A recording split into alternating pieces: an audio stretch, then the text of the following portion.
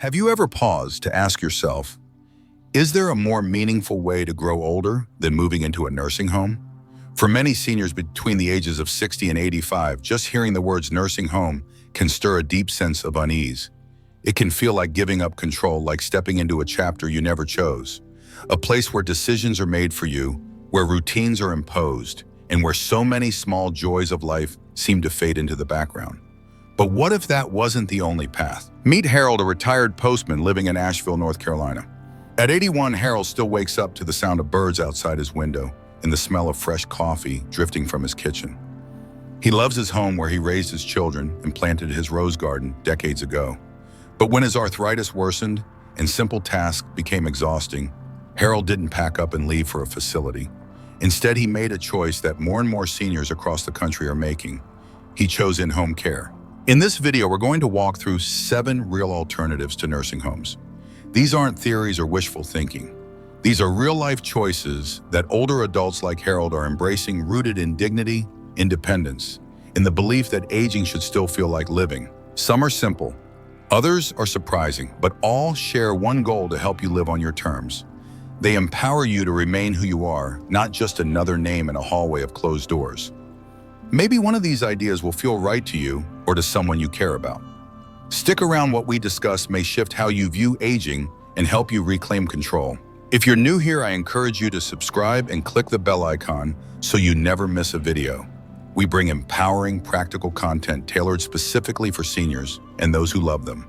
You deserve options, and that's exactly what you're about to receive. Let's dive into number 1, staying in your own home with in-home care. Of all the alternatives, this one remains the most powerful because it puts you exactly where you already feel safest in your own space. For many older adults, the home is more than a place, it's their identity. With support, staying home offers both safety and joy. Harold, for example, now has a caregiver named Melissa who visits every weekday morning. She helps with chores and walks his dog. But what she really gives him is the ability to live as himself. Harold still reads on his porch, bakes cornbread, and calls his son every night. With just a little help, the life he loves is still his. In-home care isn't about surrendering freedom, it's about preserving it. This care can include assistance with cooking, bathing, dressing, errands, and even companionship. And the beauty is it's flexible. You can start with a few hours a week and grow the care as needed. Research supports this approach. Studies show that seniors who age in place experience fewer episodes of depression, maintain better cognitive health, and report higher satisfaction with life. Why? Because they're rooted in the familiar, surrounded by meaningful routines and spaces that reflect their history. When Harold talks about his life today, he doesn't speak of limitation. He speaks of peace. I get to decide when to eat, what to watch, when to rest, he says. That may sound small, but it's everything. This model is working not just for Harold, but for thousands of seniors nationwide. Staying home with care isn't just a preference, it's a way of honoring your life and protecting the freedoms that make it meaningful. Now you might be thinking, what if I don't have family nearby? Or what if I'm unsure where to begin?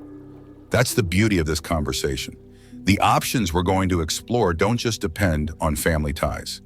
They're designed for real life with all its imperfections. Whether you're alone or with loved ones, you deserve to age in a place that feels like home. And remember, you're not alone. Everyday people like you ask these same questions and find new hope. The more we talk about these possibilities, the more we normalize them. And that's how change happens. One story, one choice, one courageous decision at a time. So let's continue this journey together. Because aging isn't a problem to solve. It's a chapter to live with intention, with grace, and with power in your hands. Your life is still full of purpose and joy. You're not moving in to be taken care of. You're moving in to be part of a shared life. Let me tell you about Carol, who's 79 and lives in Charleston, South Carolina. After her husband passed away unexpectedly, the house they once shared felt too big and far too quiet. Her daughter Amy saw how the silence was starting to wear on her mom, so she made an offer, one that came not from pity, but from love and respect. They renovated the walkout basement of their home into a cozy apartment just for Carol. She has her own entrance, a kitchenette, and a sunlit reading nook by the window where she spends mornings with a cup of coffee and the newspaper. She keeps her own schedule, does her own shopping, and lives independently. But now when she wants company, she can just walk upstairs. On Sunday nights, they eat dinner together. On Thursday afternoons, she cheers for her grandson at his high school tennis matches. She gets to be part of the family's daily rhythm without losing her peace or her space. For Carol, everything changed. That deep ache of loneliness began to fade, replaced by shared laughter, warm meals, and impromptu hugs from grandkids. But it wasn't just the emotional side that improved. Financially, the new setup eased strain on both ends. Carol no longer had to budget for home repairs, property taxes, or unexpected bills. And for Amy's family, sharing utilities and expenses helped balance out rising costs. Even better, the arrangement qualified them for local senior living tax credits, something neither of them had known about until they looked into it. Still beyond money and logistics, there's something more profound at play here: safety. Carol knows that if something goes wrong, a fall, an illness, a power outage, she's not alone. Someone is just a staircase away. And Amy, while working from home part-time, has the comfort of knowing her mom is close and content. These arrangements work best when there's a foundation of clear communication. Before Carol moved in, they had several honest conversations. What boundaries did they need? What time of day would be quiet time? What kind of space did Carol need to feel truly at home? They even agreed to set aside one evening each week for Amy's family to have their own private time. No exceptions. That kind of intentionality made the transition smooth and respectful. Carol didn't come to be taken care of. She came to be part of a shared life. And that distinction is important. Seniors don't want to feel like a burden. They want to feel like contributors. In this case, Carol helps with things like walking the family dog, prepping veggies for dinner, and reading bedtime stories to her youngest grandson. She's not sidelined. She's woven into the rhythm of the household. This kind of multi-generational living can be a beautiful middle ground between complete independence and full-time care. It brings generations closer, offering a kind of built-in support system that no nursing home can replicate. It also teaches the younger generation something priceless, that aging is not something to fear, but something to honor. There are emotional benefits too. Seniors in these arrangements often experience reduced loneliness, greater feelings of purpose, and stronger mental health. When you feel needed, when your presence matters, it lights a spark inside. Carol, who once struggled to get out of bed, now wakes up early to water the plants, fold laundry, or sit with her grandson while he works on homework. But as with anything worth doing, it's not always easy. There are challenges. There are moments when personal space feels too small or when family members miscommunicate. The key is checking in frequently and honestly. Carol and Amy have what they call tea talks every other Friday. They sit down with a pot of chamomile and talk about how things are going, what's working, what's not, and what might need to change. And when life throws a curveballs like Carol's brief hospital stay after a fall, they adjust together. Amy helped coordinate in-home physical therapy sessions, and Carol, grateful for the help, used the recovery time to teach her grandkids how to crochet. What started as a setback turned into a bonding moment none of them will forget. For those watching this video and wondering if something like this could work for you or your family, here's what I'd say: it's not a perfect solution, but it's a deeply human one. It's about weaving together lives, not just housing arrangements. It's about recognizing that aging doesn't mean fading into the background. It means shifting into a new meaningful role. And while not every home has the physical space or financial resources to create a full apartment like Carol's, even smaller setups, a spare bedroom, a basement suite, or a remodeled garage, can offer the privacy and dignity that make all the difference. If you're still with me and finding these insights meaningful, please comment number 2 below to let me know you're here. And if you haven't subscribed yet, I encourage you to click that button and turn on the notification bell so you never miss a new video. Your support means the world. It helps us keep creating practical, empowering content designed specifically for this stage of life. This kind of living, intertwined but not entangled, may not be for everyone, but for many families, it's a pathway back to connection. It's a way to age with dignity while still feeling included. Carol once told me, I didn't move in to take up space. I moved in to keep living my life just a little closer to the people I love. And isn't that what we all want? Independent living communities that offer freedom with backup, not babysitting, are changing the way older adults think about aging. These aren't cold, sterile institutions. They're vibrant neighborhoods created with one purpose: to let seniors live independently while having support nearby just in case. You're not being monitored around the clock. You're being respected. You have your own space, usually a cozy apartment or cottage with the dignity of choice. Meals are available but optional. Events and activities. There if you want them, never pushed on you. Need help with a ride errands or light medical needs. One call away, but no one's hovering. And that's what makes these places feel like home. Sarah, 79, had lived alone for nearly 5 years after her husband passed. Her once cheerful home in suburban New Jersey began to feel more like a shell. Days stretched long. The silence in the evenings grew heavy. Her children lived in different states. Phone calls were nice, but they couldn't replace companionship. Sarah wasn't ill. She wasn't in crisis. She just felt alone, and that ache, that quiet loneliness began to chip away at her joy.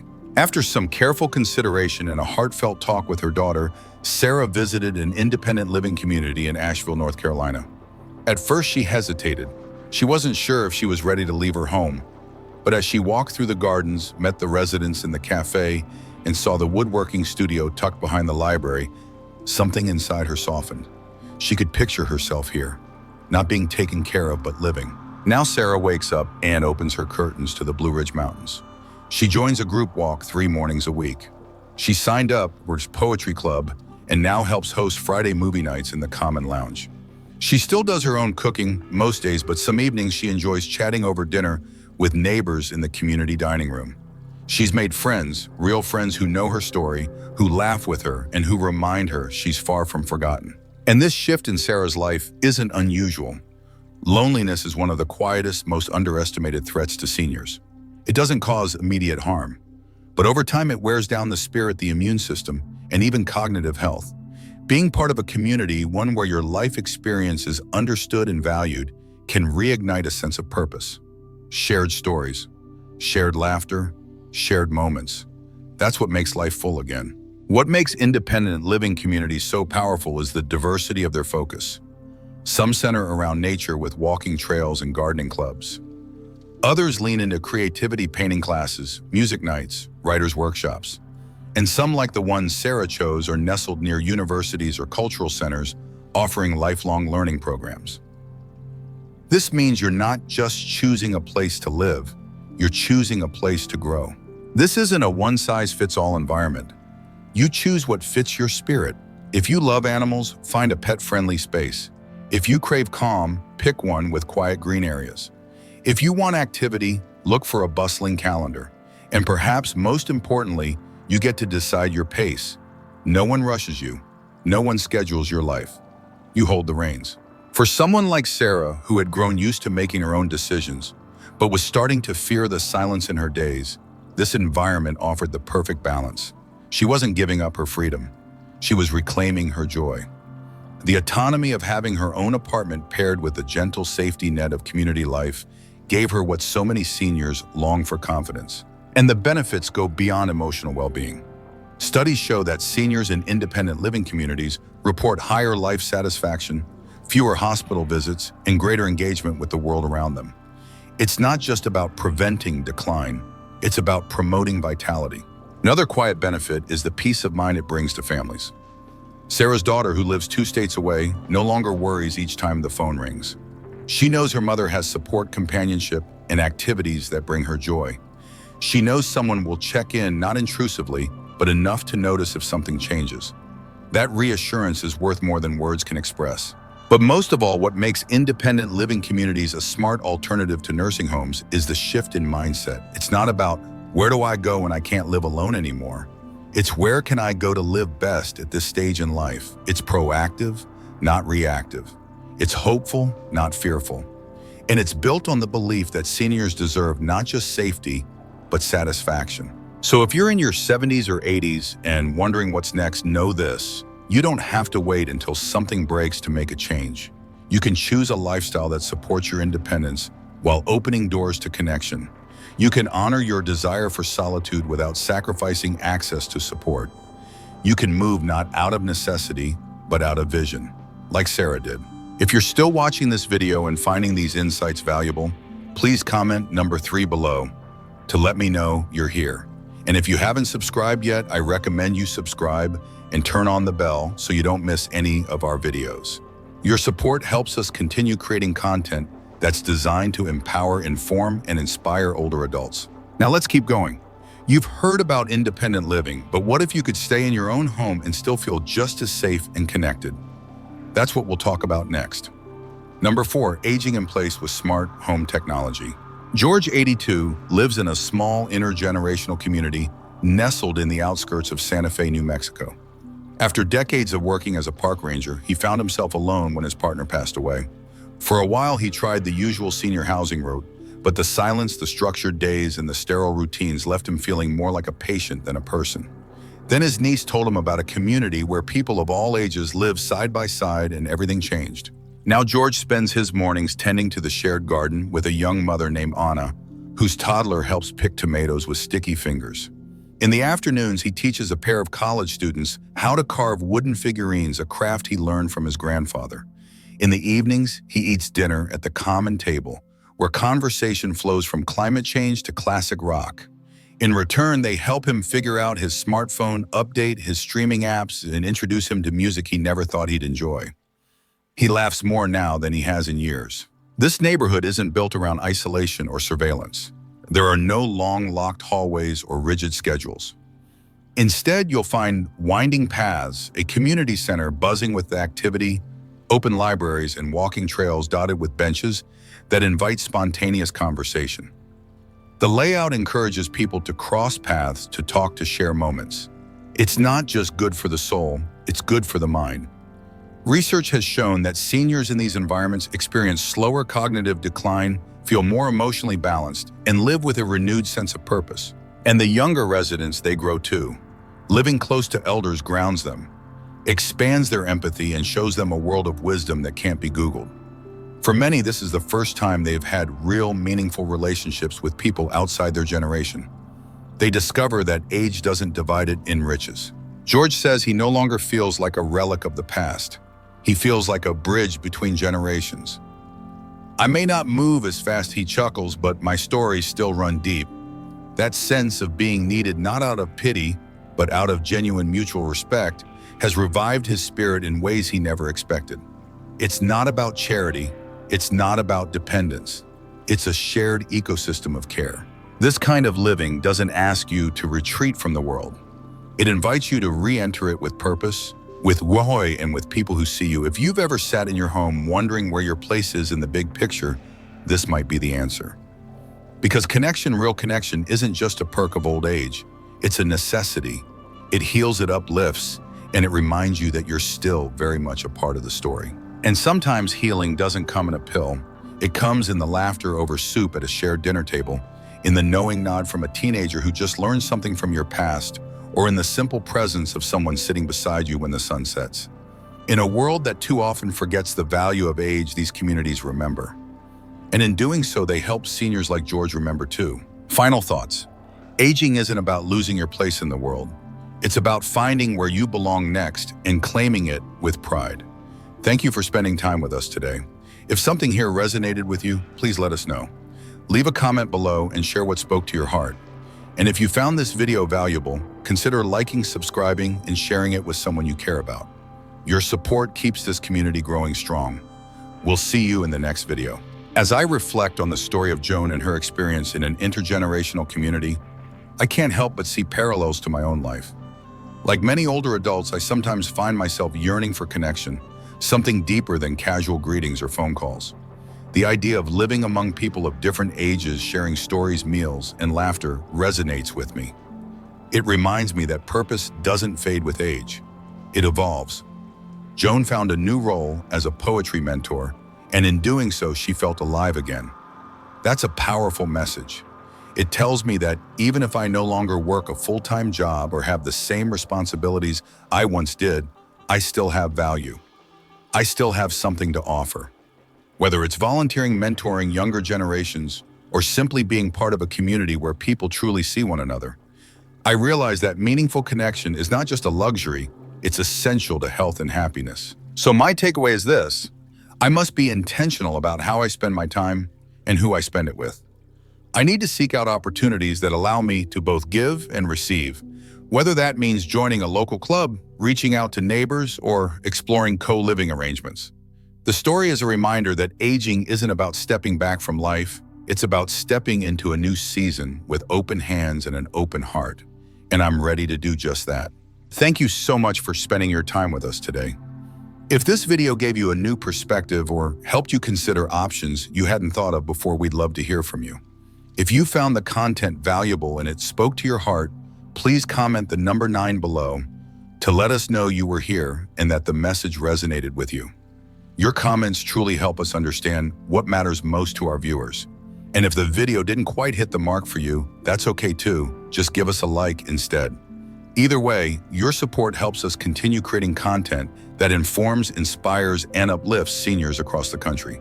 Don't forget to subscribe and turn on notifications so you never miss a new video. We appreciate you and we're honored to be part of your journey. See you in the next one.